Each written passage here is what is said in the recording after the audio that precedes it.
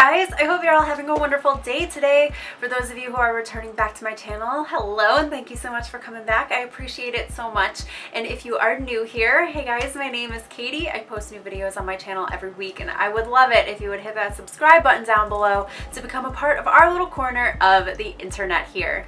So I thought about this video before we left for Walt Disney World on my most recent trip, and I was super excited to do it. So today, guys, we are doing Lodge versus Lodge, Animal Kingdom Lodge versus Wilderness Lodge, because my trip in 2018 we stayed at the Animal Kingdom Lodge, and my trip this year in 2019 we stayed at the Wilderness Lodge. And they're both inspired by different cultural lodges, so I thought that it would be an interesting video to kind of put them head to head and see which one comes out on top. Now, of course, there's not going to necessarily be a real winner here because it's all up to your opinion, which one fits you better, which one fits me better, which one fits my mom better. My mom was the one that has really pushed us to stay at both of these hotels. Not complaining by any stretch of the imagination, because I don't think that I would have ever sprung for it on my own. So I'm not going to complain about it at all. But I think that my mom and I both came to the same consensus that we both liked the same one at the end of the day, a little bit better than the other one. Loved them both. They both definitely have their own merits, but there was one that I liked better. If you can guess, take a guess and see if you think you know which one I liked better. So I thought that we would just kind of start out with some basic information about both of the hotels. So Animal Kingdom Lodge is the newest deluxe resort on Walt Disney World property currently. I know they are building a new one, so once that one is done, it will dethrone Animal Kingdom Lodge. But for right now, that one is holding solid as the newest one, and I'm talking about just like the entire resort as a whole. I know that they just built the Copper Creek villas over at Wilderness Lodge, but I'm talking like the newest total, like overall deluxe resort. The Animal Kingdom Lodge does have two separate houses, I guess. So you have the Jambo House, which is the main house, and then the Kidani Village House has some of the villas, and I think a lot of the Disney Vacation Club rooms are over there too. I know that there are some in the Jambo House as well, but I don't know how plentiful those particular those rooms are. So I don't know. But we did stay in the Jambo House while we were there.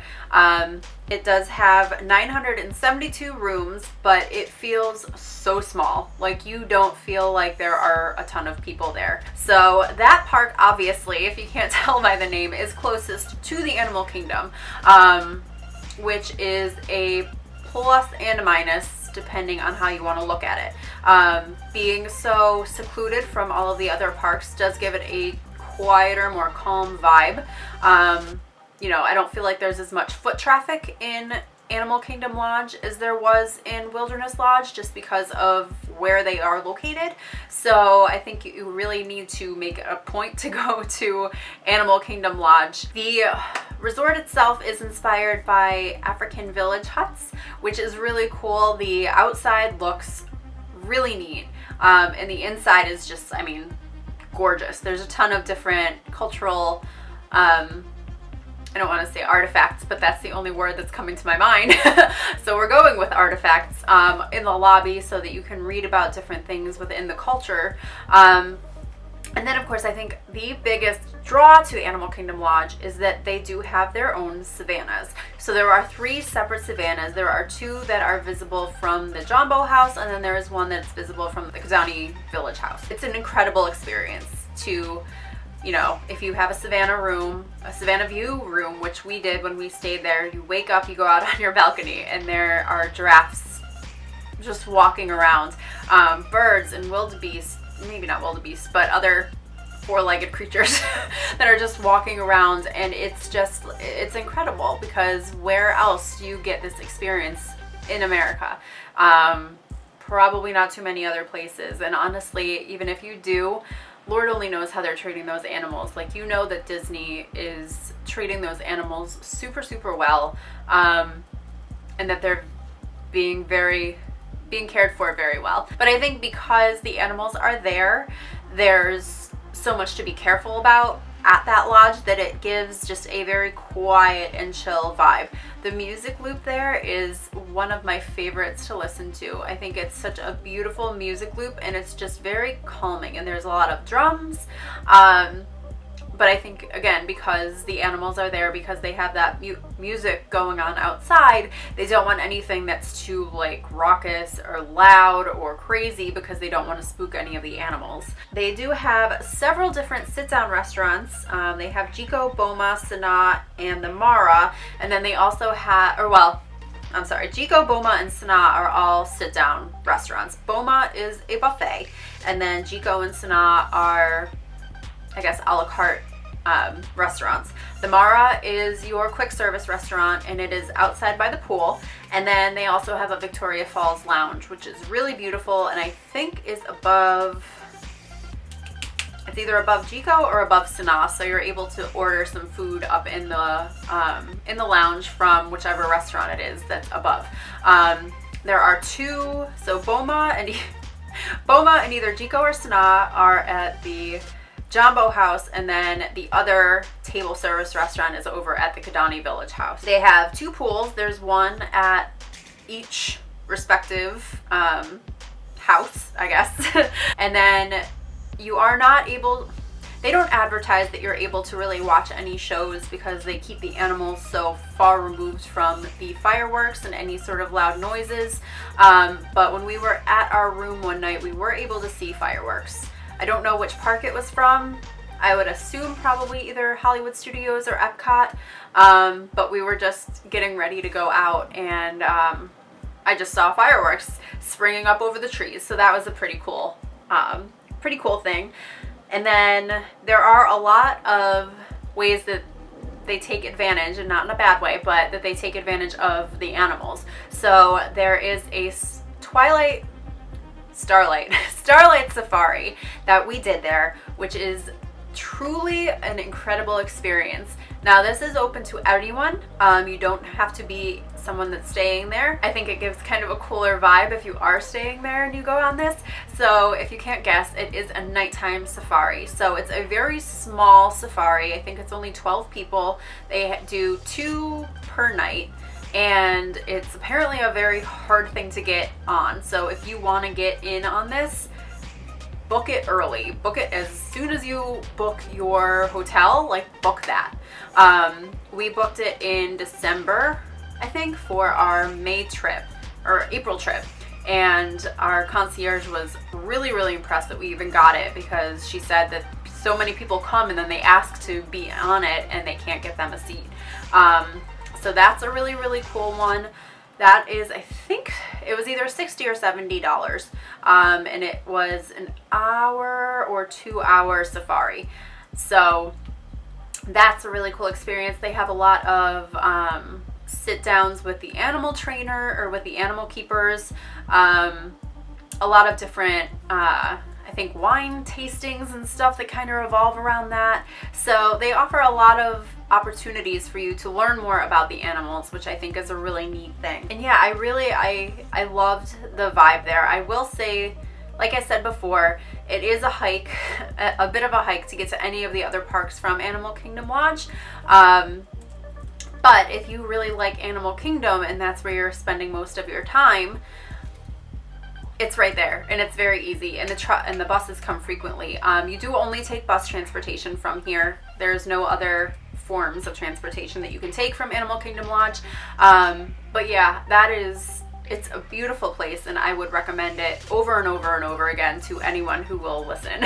Wilderness Lodge is inspired by America and the national parks of the Northwest. My mom is a huge national parks fan, so when she was kind of doing some research about the different places to stay, and she saw that this place was modeled after those lodges, she was like, this is definitely where I want to stay. So there are 729 rooms in the main buildings. There are some cabins that are available. There are some villas that are available as well. There are 2 pools that I know of. There was one that was right outside our building, and then there was another one just a short walk down. And you are right next, I don't want to say right next to it, make it sound like it's just a hop, skip, and a jump away, but you are next to Camp Wilderness, or Fort Wilderness rather, I'm sorry. I keep wanting to say Camp Wilderness, but Fort Wilderness, which is where you can camp. There are cabins and all sorts of recreational activities over there that you're able to do. You can take a bus over there, you can take a boat over there, you can walk over there. I think it's only about a mile walk to get from between the two.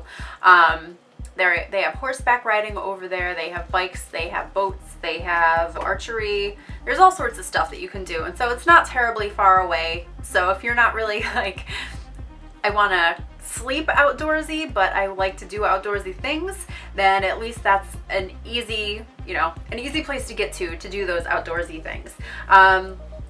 You do actually get to take a boat from the Wilderness Lodge over to Magic Kingdom. They do have a bus that comes also, but I think a lot of the bus, one thing that I will say about Animal Kingdom Lodge, which is nice, is that, all you do is you pick up the Jumbo House, Kidani Village House, and then you go to whatever park you want to go to. For Wilderness Lodge, there were times when we picked up Fort Wilderness. There were times when we picked up Contemporary. There was another hotel that was on our loop that was kind of strange, but regardless, so, taking a bus from Wilderness Lodge to Magic Kingdom doesn't really seem to make a lot of sense. Take the boat, it's quick. They have their own security checkpoint, which is fantastic, so you just go through there. You're not going to be dealing with as heavy of a crowd as the general security gates, and then you can just walk right up and do your tickets. So that's a huge plus.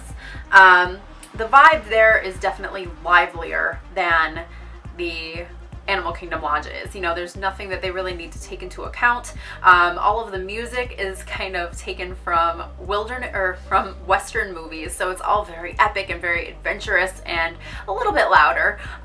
They have a geyser that goes off every hour on the hour, I think from 8 to 10, maybe 7 to 10 or 8 to 10, and our room happened to be like very near it. We actually didn't see it go off until our last night that we were there, but we heard it every day. It is quite loud.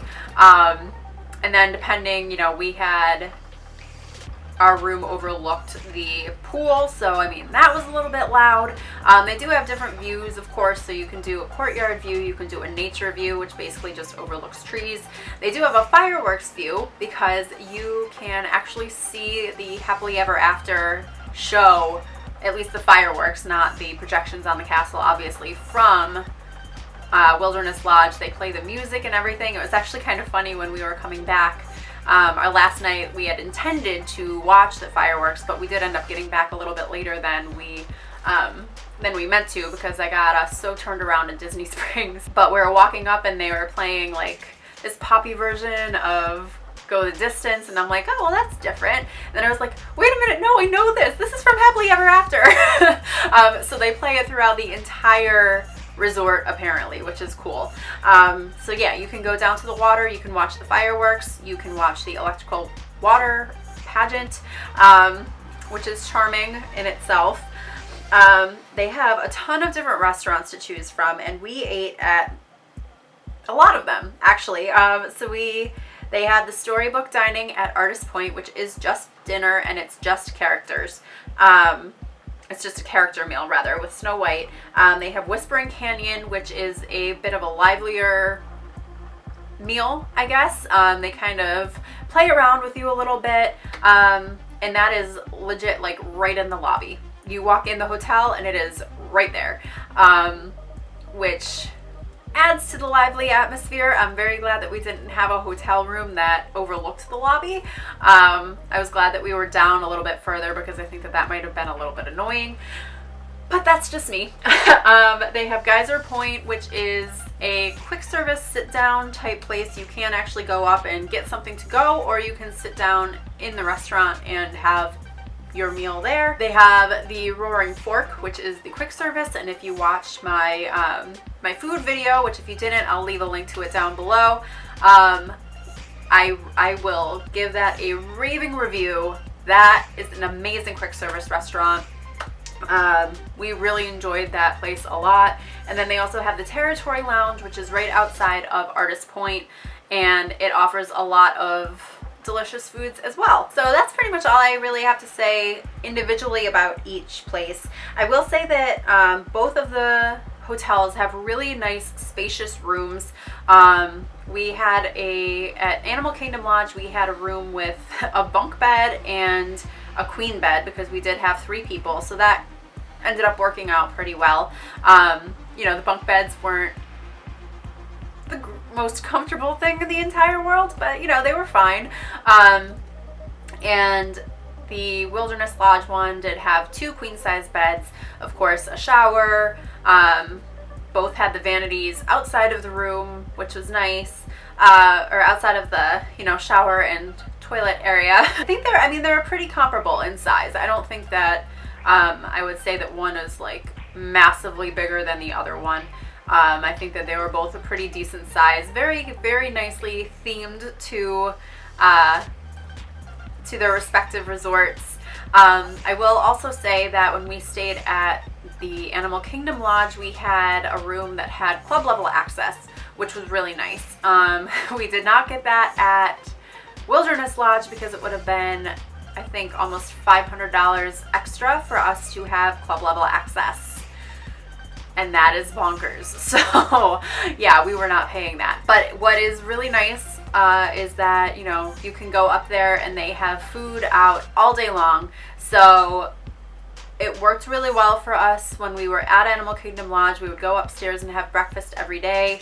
If we came back from the hotel, there was always food out. Even if we came back a little bit later, they still had beverages, so we could go upstairs and grab a beverage.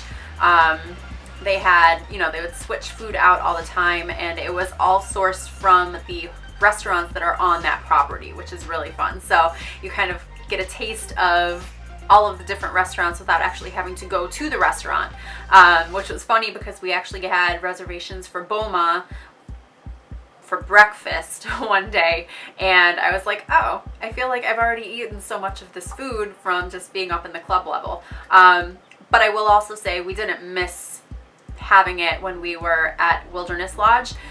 We just grabbed coffee in the morning and a banana and we were good to go. But you know, obviously club level comes with some nice perks. You have turn down service, you get a nice piece of chocolate on your pillow every day when you go home.